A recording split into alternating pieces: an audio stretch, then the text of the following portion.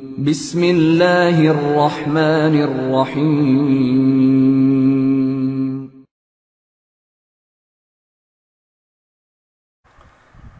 Azərbaycandakı Mədinə tələbələrini gözdən salanlar, bəyənməyənlər və haqqı deməməkdə ittiham edənlər var. Bu qardaşlara nə nəsihət edərsiniz? Yəni onlar cahildirlər. Onlar yəni elm əhlinə dil uzatmaq o sələfin mənhəci deyil və ya üslubu deyil.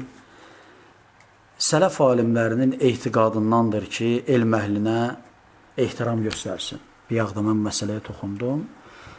Lakin məsələn gəlib, məsələn İmam Əl-Bərbəhari Şərh-ü Sünnə kitabında buyurur ki, deyir, əgər görsən ki, kim İmam Əhmədi sevir, bil ki, o əhl-i sünnədəndir.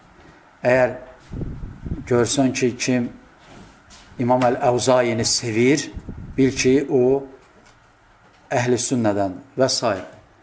Və görsən ki, bir adam alimlərə dil uzadır, bil ki, o əhl-i bidədəndir. Çünki bidət əhlinin sifətlərindəndir ki, hər zaman, bütün əsrlər boyu, elm əhlinə dil uzadıblar. Amma sələflər əslən elm əhlinə ehtiram göstəriblər. Bu bəllidir, yəni. Mərufdur, yəni. Elm əhli məqamı yüksəkdir. Baxın.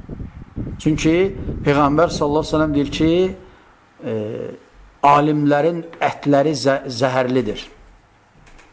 Alimlərin ətləri nədir? Zəhərlidir. Bu nə demək? Zahiri mənada başa düşmək lazımdır. Yəni, heç kim onların ətini zəhərləməyib. Məqsəd nədir bu hədisi deməkdən? Məqsəd odur ki, yəni, onların ətini yeməyin. Çünki ətləri nədir? Zəhərlidir. Yəni, onların qeybətini eləməyin. Məqsəd, murad nədir? Budur. Yəni, hər şəriətin dediyi ləfsi, zahiri məna ilə başa düşülməsi doğru deyil və ya məqbul deyil. Elə şəriətdə, ayələrdə, hədislərdə bir cümlə, bir sözlər deyilir. O, həmin məsələnin zahiri mənasına dəlalət etmir, lakin o deyilən sözdə bir məna, bir ifadə, bir kinayə olmuş ola bilər ki, onunla o ifadə olunur, o sözlərlə. Aydındır? Bu hədis də eləçinə ki, məsələn, elm əhlinin ətləri nədir? Zəhərlidir. Bu nə demək? Mənası odur ki, yəni onların qeybətini etməyin ki, onların ətini yemiş olarsınız. Elm əhlinə ehtiram edilməlidir. Çünki dəvəti zaten elm əhli edir, qəssablar və ya dükançılar dəvətdə, düzdür, dəvət edə bilərlər, lakin elmi yöndən, belə, yəni, rəddiyələr və s. olaraq, hansı ki, bidət əhlinə və s.lərinə rədd etmiş olarlar, o cürünə yalnız onu elm əhli edə bilər. Və o kəslər ki, elm əhlinə, məsələn, tənə edir və ya dil uzadır, onlar cahillərdir. Məsələn,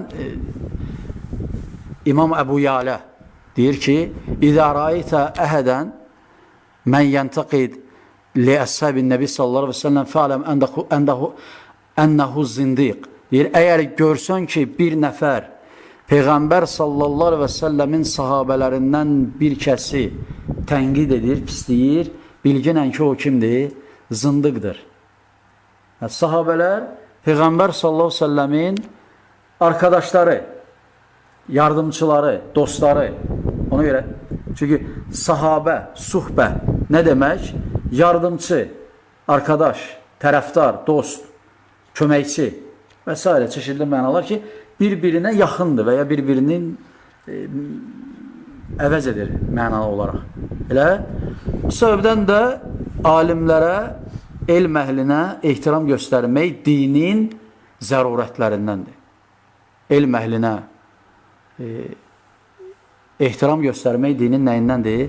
Zərurətlərindəndir və elm əhlinə dil uzatmaq nədir? Bidətçilərin əməlindəndir. Necə ki, İmam Əl-Bərbəhari rahiməhullah deyir, açıq aydın ki, kim görsən ki, bir kəs İmam Əhmədi sevir, bilginən ki, o kimdəndir? Əhl-i sünnədəndir. Bilsən ki, kim İmam Əhmədə dil uzadır, kimdir o? Bidət əhlidir. Əhli bidətdəndir. Tamam, bu qədər. Allah şükür olsun. Xüsusi olaraq Mədinə studiyası tərəfindən təqdim olundu.